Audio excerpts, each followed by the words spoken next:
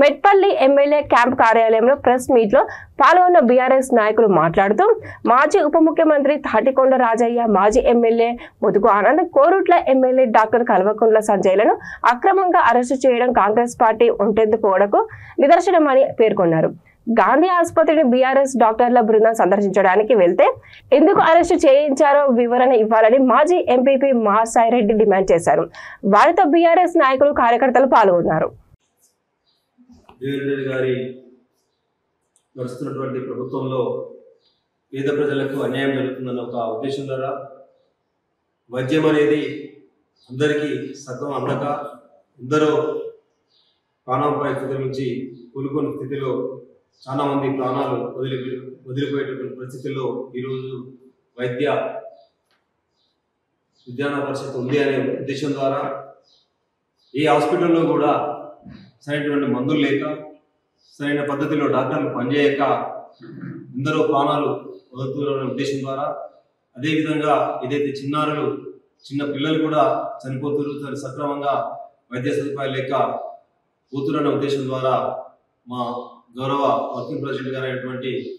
కేటీఆర్ గారు ఒక అధ్యయన కమిటీకి, అందులో అధ్యక్షుడిగా తాటికొండ రాజయ్య గారిని, అదేవిధంగా మా గౌరవ శాసనసభ్యులు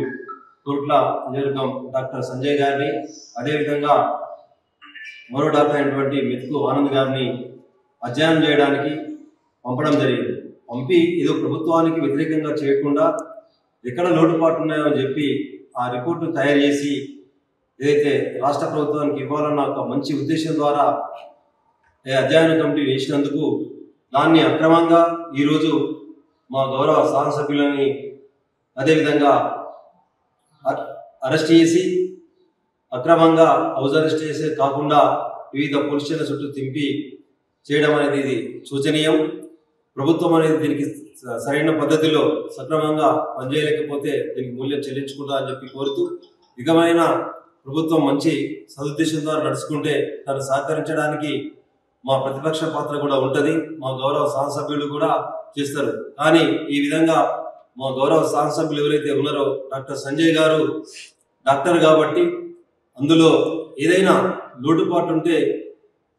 ఏదైతే ఉన్నటువంటి ప్రభుత్వం తరపున ఉన్న లోటుపాట్లని చూపించి మంచి ప్రజలకు న్యాయం జరగాలని ఒక సదుద్దేశం ద్వారా ఈరోజు ఆ కమిటీలో ఉంటే దాన్ని అక్రమంగా ఎక్కడ వాళ్ళ అక్రమాలకు సంబంధించి ఈరోజు జరుగుతున్నటువంటి ఏదైతే పేదలకు న్యాయం జరగలేదో, ఎక్కడ వైద్య విధాన పరిషత్తులో సంబంధించి హాస్పిటళ్లలో ఎక్కడ బయటపడుతుందో అని చెప్పి దానికి అరెస్ట్ చేయడం శోచనీయమని చెప్పి కోరుతున్నాను.